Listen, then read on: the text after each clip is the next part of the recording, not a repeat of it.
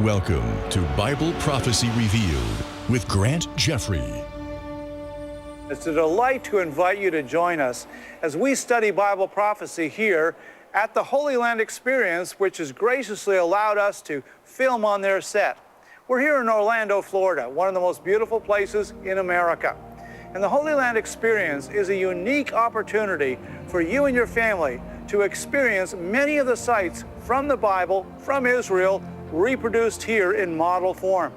Behind me is a model of the temple as it was in the days of Jesus. In 66 AD, the temple stood, and Jesus Christ and his disciples had taught in that temple, and shortly thereafter, the Romans came in 70 AD and destroyed it.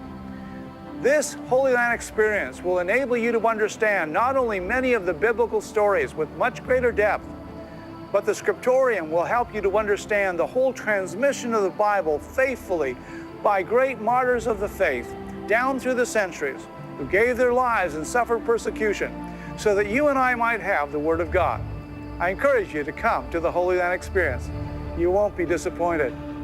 The topic we're going to examine today is the revived Roman Empire.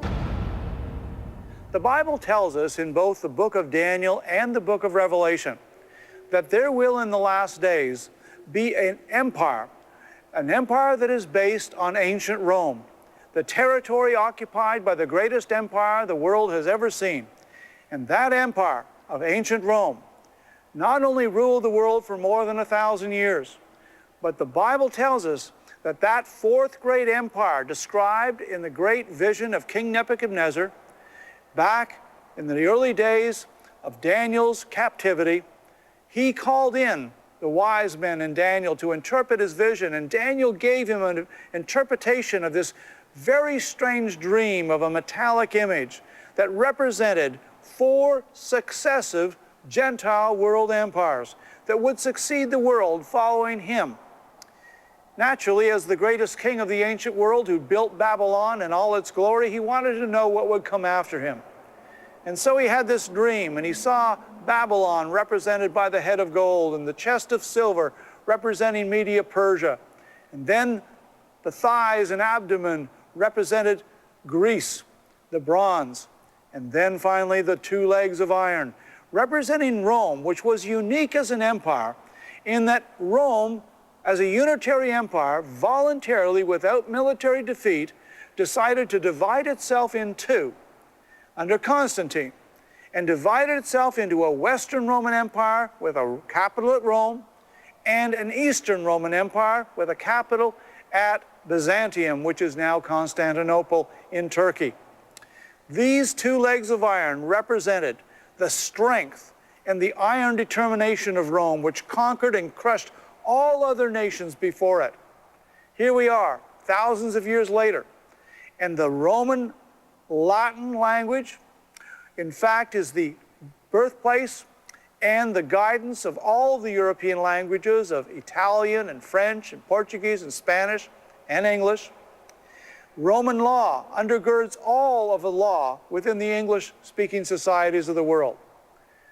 Many of the influences of Rome, even down to the military formations and the Roman Senate, are duplicated in our democracies today. This Roman Empire, represented by 2 legs of iron, showing that it split in 2. Nebuchadnezzar was given a further detail, and that was that this great metallic man-like image not only had legs of iron that were divided, but it had feet with 10 toes, and the 10 toes were composed of clay and iron. This prophetic symbol of clay and iron indicated that this Roman Empire in the last days, when it would be revived in the last days, which you and I are living in, would be composed of clay representing weak nations, perhaps democracies, and iron nations, represented by the iron toes, which would represent dictatorships. The truth of the matter is, from the time that Rome ceased in 1453, when the Byzantine Roman Empire was finally destroyed by the Muslims, from that time on, many, many nations in Europe tried and failed to revive the Roman Empire. In 800 AD, the Holy Roman Empire was attempted by King Charlemagne, Charles the Great, and he tried but he failed to bring together the disparate parts of the Western Roman Empire to reform Rome once again, but it was not to be. Various kings tried over the years, Frederick Barbarossa and many others. Napoleon in 1800 tried and failed to revive the Roman Empire. Hitler, in his Third Reich, absolutely consciously intended to revive the Roman Empire, as did Mussolini with his empire based in Rome and his conquest in North Africa and Ethiopia. The Bible indicated that Rome would not be revived until God permitted it in the last days. What does the Bible have to say? In Daniel chapter 2, verse 40, Daniel interprets the vision of King Nebuchadnezzar of the metallic image in its final form. Verse 40 says, the fourth kingdom, this is the fourth world Gentile empire, Rome, shall be as strong as iron. For as much as iron breaketh in pieces and subdueth all things, as iron that breaketh all these, there shall it break in pieces and bruise. And he goes on to say, whereas thou sawest the feet and toes, part of potter's clay and part of iron, this kingdom, this is the revived Roman Empire in the last days, shall be divided, he says, but there shall be in it of the strength of iron, for as much as thou sawest the iron mixed with miry clay. And as the toes of the feet were part of iron and part of clay, so the kingdom shall be partly strong and partly broken. Here we find that Daniel was given an interpretation that Rome, though it was the great iron kingdom that crushed everything in before it, would revive in a very unusual form at the end, not as a unitary kingdom as Rome had been, not even as a divided kingdom as the two iron legs representing the Eastern and Western Roman Empire, but rather it would be an unusual confederacy of 10 nations based on the territory of the Western Roman Empire and the Eastern Roman Empire. Many Bible scholars have wrongly, I believe, assumed that the 10 nations will come out solely out of the Western Roman Empire. But remember, there's one leg and a second leg. There's 1 foot and a second foot. And therefore, I believe it's more than probable, though not certain, that 5 of the 10 nations that were represented by the 10 toes will in fact come from the Western Empire and another 5 from the Eastern Empire. The Eastern Empire included what we today call Turkey, Syria, Israel, Egypt, Libya, North Africa. And so I would expect that the combined nations, the 10 nations of the revived Roman Empire, will in the last days represent 10 nations of not only the Western Roman Empire of Western Europe, but also those nations that are in Eastern Europe that were part of the Roman Empire and all of the Mediterranean nations surrounding the Mediterranean Sea. The Bible indicated that Rome would revive. Is this, in fact, part of our future? It's actually already started. Following the devastation of 60 million deaths in World War II, many of the nations realized that the independent nations and their struggle for sovereignty and pride would in fact inevitably lead the world into another Holocaust, and this one might well destroy humanity because of the possession of nuclear, biological, and chemical weapons. We now know that even genetic DNA weapons are in the arsenals of the various nations, representing a total threat to the various races of humanity. In 1957, realizing that everything about the nation-state had seemed to fail in Europe, they had been subjected to centuries of devastating warfare. Many of the top leaders of Europe got together and formed the Treaty of Rome. It initially was a 6-nation group led by Italy, France, Germany, Belgium, Luxembourg, etc. They formed a steel and coal pact initially, somewhat modest. But very quickly, the great intellectuals and thinkers in Europe got together and decided that what they really needed was a United States of Europe. In 1992, the United States of Europe was consciously formed under what became a Roman treaty involving now not only 6 nations as it begun, but now there were 12 nations. Ultimately, there were 13 as Greece was allowed to join. Then it went to 15 nations. Then it grew to 25 nations.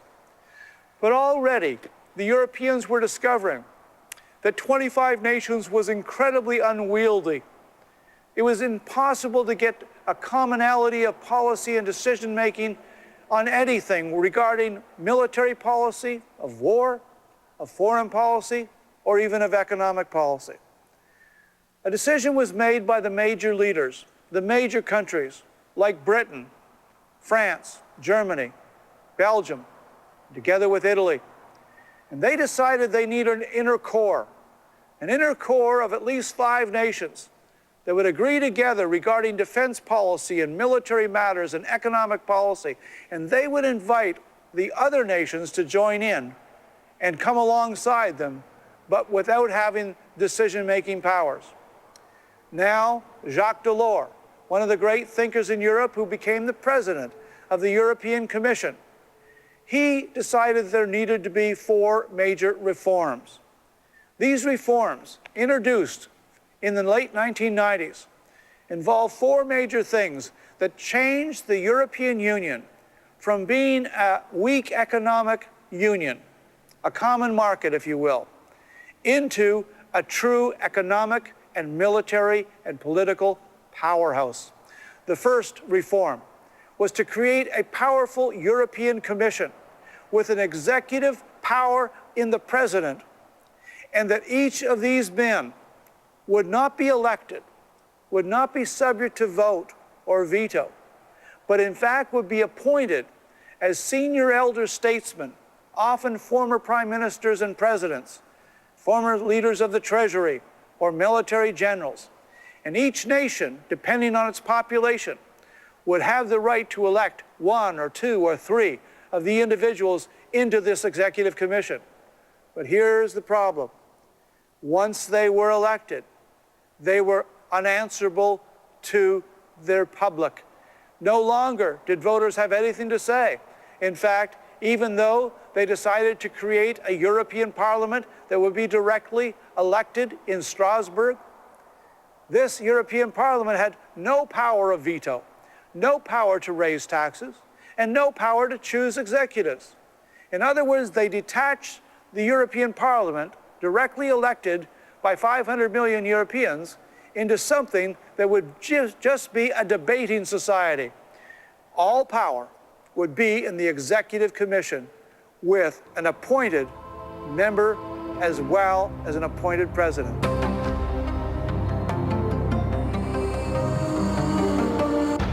When we look at the transformation effected by Jacques Delors and his various appointed executives of the Executive Commission, what we discover is that he introduced a series of reforms. And one of the reforms was the creation of a European Common Monetary Union. This was essential because with 25 different currencies, economic relations were just as confused and as impossible to coordinate as they had been before the European Union had ever been founded. Not only was there a European Monetary Union and a common policy of the central banks of Europe created and coordinated, but the next was the creation of a unified internal economic market. That meant that they dropped all barriers, tariff barriers between various states.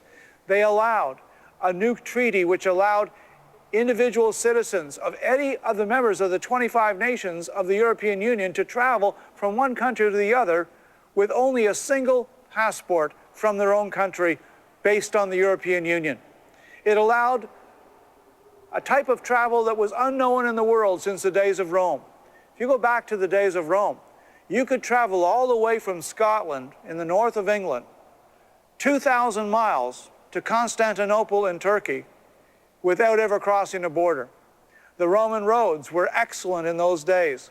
The Roman Pony Express allowed letters and messages to be transmitted 2,000 miles across the empire in a matter of less than 3 weeks. In those days, Rome was a united empire. And what the European Union has as its desire is to recreate the Roman Empire. And you will find that they are using many symbols from ancient Rome, and they often are talking about reviving Rome, exactly as the Bible said 2,000 plus years ago. They wanted to create a euro, a new currency. And when the euro was first created, it fell very, very rapidly against the American dollar. The greenback was the reserve currency of the world, but not for long.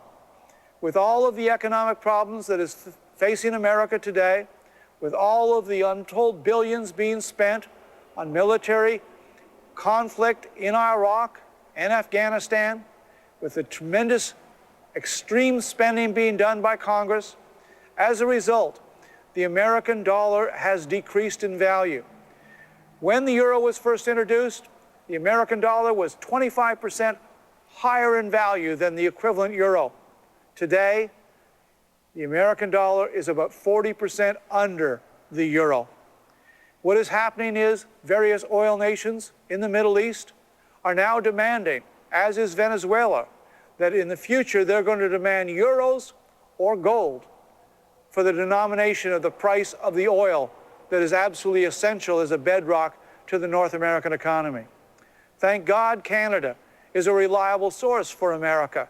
With 5 times the oil potential of Saudi Arabia and the oil sands of northern Alberta, we are a secure source for America, though the oil is more expensive than the cheaper, easily obtained Middle Eastern oil. But with all the troubles in the Middle East today, America and Canada are doing everything they can to develop the oil sands projects, because that will represent energy independence for the United States and Canada together, so that they can no longer do an oil embargo against us in a future conflict against Israel. Europe now represents 500 million people. It is an economic powerhouse that is almost equal to the United States in its gross national product, and has a potential military force that is equal to what America could produce. The difference is America has a truly unified leadership, and by the act of will of a president who knows his mind, a president is able to impose his will in the world with an American military that is in fact spending 10 times what all the other nations of the top 10 nations are putting into their military forces. According to one study, America spends as much every year on advanced military equipment as the next 10 nations combined, including Russia and China, Iran, and all the European nations. As long as America chooses to pay that price, she can be militarily the dominant superpower. But Europe already has demonstrated in its opposition to the war in Iraq and the opposition to joining in the war in Afghanistan, though it was voted on by the United Nations, that they are very anti-America. And I suppose it's natural in the way of things of man that when America is strong, that even allies like the Europeans, who owe so much to America for saving them in both world wars, should in fact be somewhat resentful.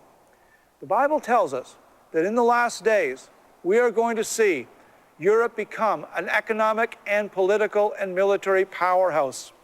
For example, in Daniel chapter 7, verse 23, Daniel said, and this is his own vision, thus he said, the fourth beast, this is the Roman Empire, shall be the fourth kingdom upon earth. That was fulfilled 2,000 years ago. Which shall be diverse from all kingdoms, and shall devour the whole earth, and shall tread it down and break it in pieces. And the 10 horns, this is the revived Roman Empire in its 10-fold division, a 10-fold confederacy. 10 horns out of this kingdom are 10 kings that shall arise, and another shall arise after them, and he shall be diverse or different from the first, and he shall subdue 3 kings. Now, some people have assumed that this is simply another nation, but I want you to notice the very next verse, 25, says, and he, this is the little horn that arises, the 11th horn that arises among the 10 horns representing the 10 nations of revived Roman Empire. This 11th horn does the following. He shall speak great words against the Most High. Only a man can do that. This is, in fact, the Antichrist, the world dictator. He shall wear out the saints of the Most High, and think to change times and laws. And they shall be given unto his hand until a time and times and the dividing of times. That is 3.5-year period, exactly as we've seen before in Daniel and Revelation of the Great Tribulation. What the Bible is saying is that first will arise the 10 nations. 10 nations that will come together in Europe, in the old geographical territory of the Roman Empire. We've already seen it begun. Then, when the 10 nations exist, there'll be a crisis, and 3 of them will in fact rebel. The Antichrist, the 11th horn, will rip up 3 violently by the roots, according to Daniel 7, and he will take over all 10 nations. The other 7 nations surviving will bow down and accept his leadership. Using the power base of Europe and this enormous economic powerhouse created by the European Union, the Antichrist will unify the nations under a unified military and political leadership. The Bible says, who can make war with him? Until he meets Jesus Christ at Armageddon, no one can defeat him. He will conquer all of the nations of the world. The Bible says that he will, by his policy, cause craft or the economy to prosper.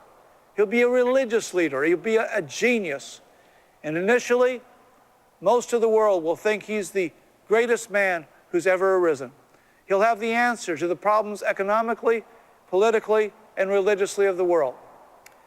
But as I mentioned in the program dealing with the 70th week of Daniel, the last 7 years of history until Christ comes, the tribulation period, first the Antichrist appears a friend of Israel and makes a 7-year treaty with Israel.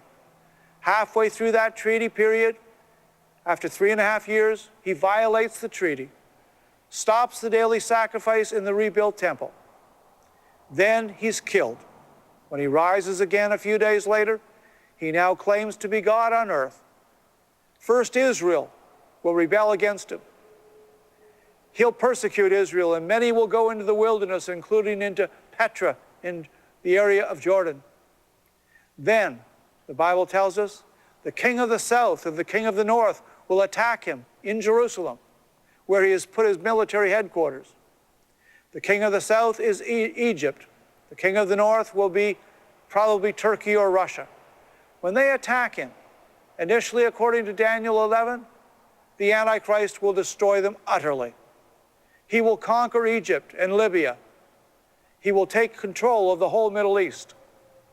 The Bible then says that this leader of the Roman Empire and then of the entire globe hears tidings out of the north and the east of a mobilization of an unbelievable army. Revelation 9 and Revelation 16, John tells us that this army will have 200 million Oriental soldiers. He was astonished at this because the whole population of the Roman Empire was only 200 million. How is that possible? We now know as a result of the one-child policy in China, they have over 100 million excess young men with no women for them to marry. As a result of a desire to avoid having girl children and having to pay dowries, in India, where there's no one-child policy, selective abortion of female fetuses is so rampant that in one province, I was reading about the area of Punjab, in one Brahmin class, an upper class of India, they have 800 boys and they have 300 girls. That kind of imbalance is going to lead to enormous social problems. But it may provide the answer of where does the military manpower come for the kings of the East, an alliance of China, India, Japan, and many other nations. They are going to throw off the chains of the Antichrist and his Western armies. First, he rules the whole world from Rome, but then they throw off his chains. They march across Asia, as Revelation 16 says. They march across the Euphrates River on a military highway that China has already been building through the south of China, through Tibet, with a military railroad and a military highway reserved only for the military, heading directly toward the Middle East. The Bible said that in the last days, these armies of the kings of the East, 200 million, are going to cross Asia, killing 1/3 of humanity in their path, as they confront the revived Roman Empire, the Western leader of the globe, the Antichrist. This will be the most cataclysmic military battle in history. Up to 1/3 of humanity will die in this battle. And though it will be centered in northern Israel in a place called the Valley of Jezreel, just before a small plateau on the Mount Carmel called Megiddo, the mountain of Megiddo, Armageddon in the Hebrew. Beneath that valley, if you stand on Mount Carmel, you can see out in the valley, far away, 2 V-shaped military airport runways coming out of the ground, where there's an underground airport holding massive amounts of Israeli planes in a deep underground airport. And by the time they reach the ground level, they're already in the air. Napoleon in 1800 said the whole world could assemble the nations of every nation on the planet in the Valley of Jezreel. Throughout history, there have been 9 major battles that have taken place in the Valley of Jezreel. The final one is Armageddon, when the armies of the kings of the East confront the Antichrist armies of the kings of the West. They will confront each other in northern Israel, but obviously the battle will take place for over a year as the armies cross Asia and Europe. When they confront each other, they fight Israel. And Jesus Christ, according to Revelation 19, will descend from heaven with his heavenly army, and he will defeat the Roman revived empire of the Antichrist and the kings of the East. He'll save Israel from what would otherwise be certain destruction. My friends, Jesus Christ is coming. The revived Roman Empire is one of the great signs that Jesus Christ is coming very, very soon. First comes the rapture, when he takes us to glory. We will probably see the rise of Antichrist, but before he signs the treaty with Israel, Jesus Christ is going to say, "Come on home." And his Father is going to let him take us home to heaven, to the marriage supper of the Lamb. It's been a joy to share with you. God bless you.